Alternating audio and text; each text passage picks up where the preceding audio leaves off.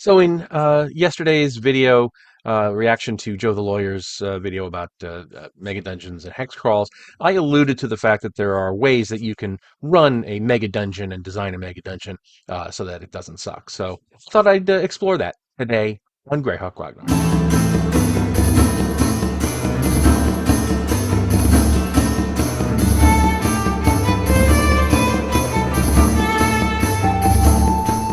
Now, the question of designing a mega dungeon versus running a mega dungeon, while the two are related, they're obviously separate things because they're separate processes. So, first, about designing a mega dungeon.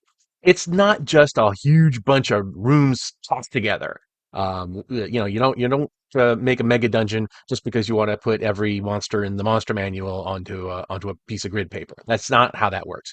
The mega dungeon, properly imagined, is the mythic underworld, right? It is separate from the rest of the world above. Even if the rest of the world above still has dragons and dwarves and orcs and stuff like that, there is something unique about the mega dungeon as an environment.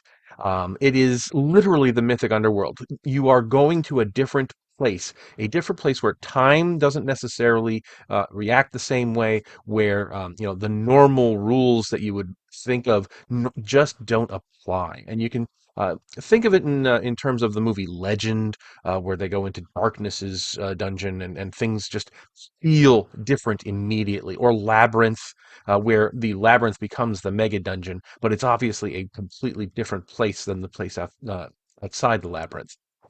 Think of it in those terms. This is where here there be dragons, right? This is literally the unknown. In the case of Castle Greyhawk, or Castle the Mad Archmage, uh, you literally have an insane demigod who is responsible for these things. So that kind of explains why you're going to have things that don't necessarily make sense, in the ordinary way.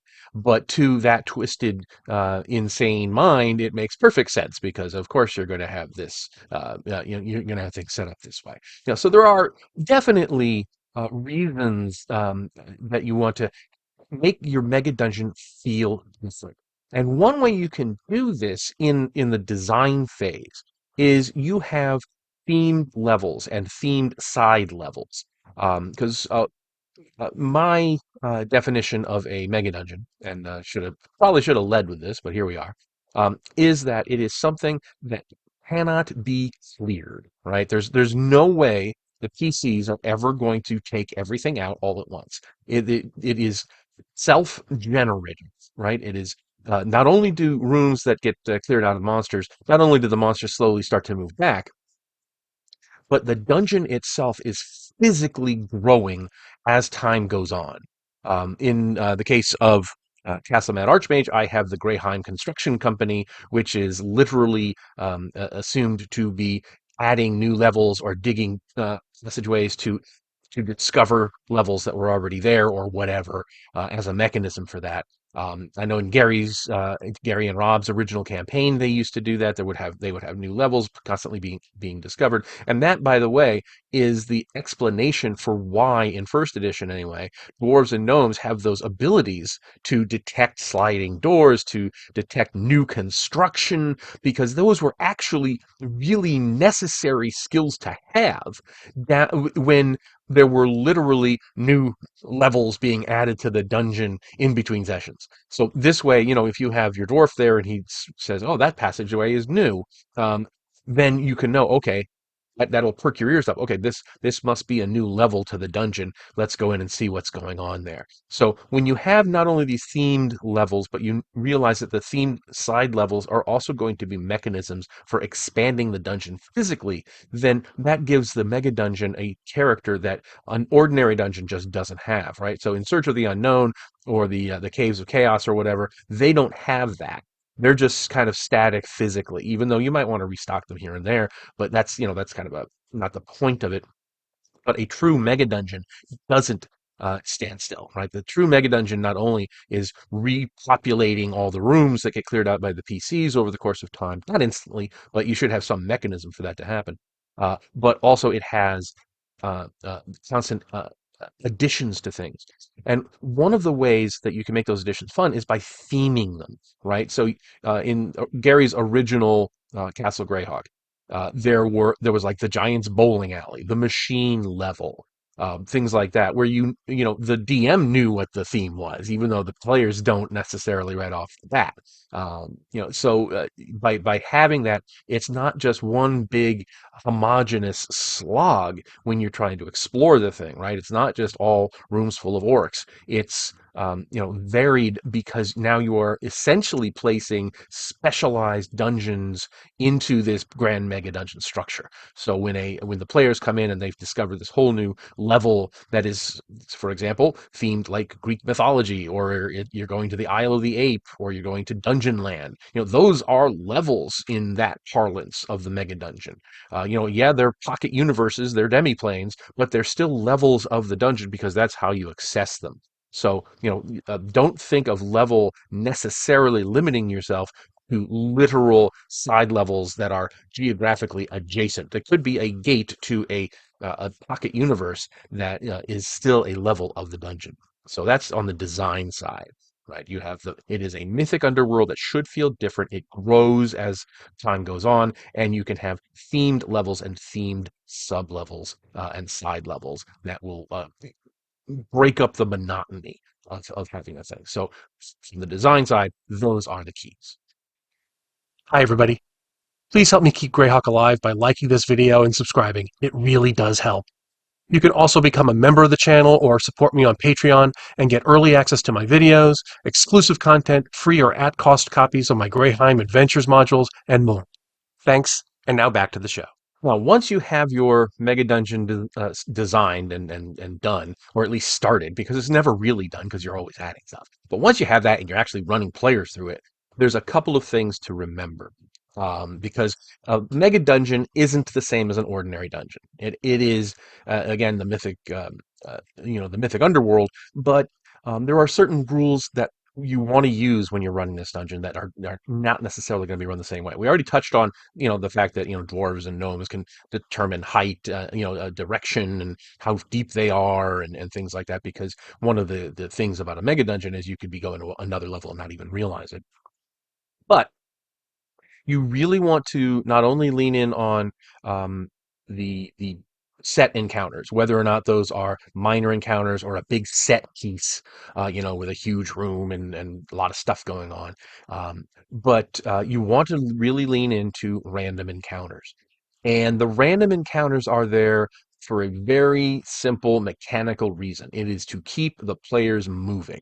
The longer it takes them to get to the next room, the more likely it is going to be that they're going to have a random encounter, and that is going to drain resources, because that is one of the great tells of a mega dungeon. It is not only testing the limits of the character's fighting ability and stuff like that, but it is also a question of resource management. And in that sense, it can be thought of as a press your luck kind of dungeon, because you say, oh, do we want to go one more room? Not only do you risk, taking damage in that room and losing magic items and stuff like that, but that next room, that's even further that you have to traverse back. And on the way out, you're going to be having these random encounters. So you have to kind of balance it as a player. Yes, we could get more treasure if we go another couple of rooms, or it could drain us to the point where we can't get back out alive. So that's a strategic choice for the players. From the DM's point of view, you really want to use those random encounters to keep the game moving, because what can really turn it into a slog is if the player characters are searching for trapdoors every 10 feet. Every door they're searching for traps. Every 10 foot of wall they're searching for secret doors. That will slow and slog the game down like anything. And if you remember, it takes them 10 times as long to do that as it does to just walk down the corridor. So really use those random encounters to chew them along, and uh, by definition, make them run the dungeon a little less safe and securely than they otherwise would, because they realize that time is not their friend when they're underground like this. Now, the other thing to remember is that you don't want it to just be combat, right? And yeah, you're going to have some set pieces where there's puzzles and stuff like that. That's not what I'm talking about. I'm talking about the actual inhabitants of the dungeon. um, they should not all just instantly attack. Sure, like a dumb animal monster, a giant spider or something. Yeah, that's gonna do that. But you want to have a lot of opportunities for the player characters to interact with the denizens of the dungeon. I really into that in Castle Man Archmage. Yes, speak its name and it shall appear. Um, and because there are different factions. There are the orcs of this tribe up here, and they're fighting the hobgoblin tribe over here. But the hobgoblins are allied with this orcish tribe over here that doesn't like the original one. And so you have all these things. But all of that doesn't do you any good if the players don't have any way to figure it out. And the only way they can is if they are talking to these orcs and these hobgoblins. And I'm only using orcs and hobgoblins as an example. This applies to any kind of intelligent monster. From a dragon to a beholder, anything is going to this will apply to. But you want to have opportunities, and that is what the reaction roll is for. The reaction roll, and I know Eric Tenkar is talking about this too in his video on hex crawls, and I mentioned it in my own video. But the reaction rolls are there in order to give variety to the game. So it isn't just all melee all the time. You're going to find some things that are neutral towards you. You're going to find things that are hostile. You're going to find things that are friendly towards you. And you really want to use that because, obviously the hostile ones, even the hostile ones, aren't necessarily going to attack right away. They might just bring out all their weapons and tell you to back up the way you came and never come back. It's all depending on what the exact role is. And you as the DM have to learn to lean into those roles and role play the situation accordingly. So let's say you're coming down the corridor and you find a patrol of orcs and you roll and it's friendly. Maybe that patrol of orcs isn't from the nearby tribe. Maybe it's from a rival tribe and they got lost, or maybe they had been captured and just escaped. So you can turn all this stuff. You gotta be really quick on your feet though. You gotta think this instantly. There's okay, now we go.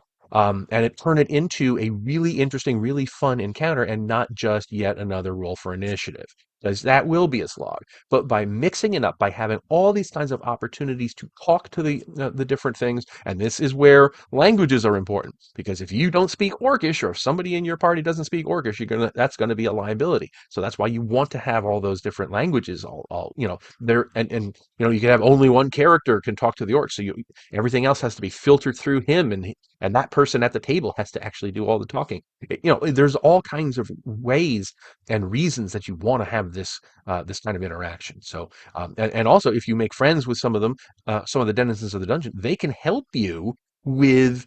When you are facing your own enemies in the dungeon, maybe you can go to that one orcish tribe that you helped out, and then ask them for help against this other. Maybe the kobolds are giving you trouble, and you are asking the orcs to help you, and you'll give them a share of the treasure and stuff. You could really turn this into a real role playing festival. If you do it right and you apply those roles. And the reason I like to do it with the random rolls is because then you can apply it to situationally, right? So it's not just always okay. Every time I run this, the hobgoblins are going to be friendly towards the PCs. That I think is really bad and boring. If it's random even to you, then you can use that reaction to adjust to the situation and make it more situationally appropriate. So like if the PCs are really haggard and banged up, and you roll a friendly roll, maybe you can use that as an opportunity,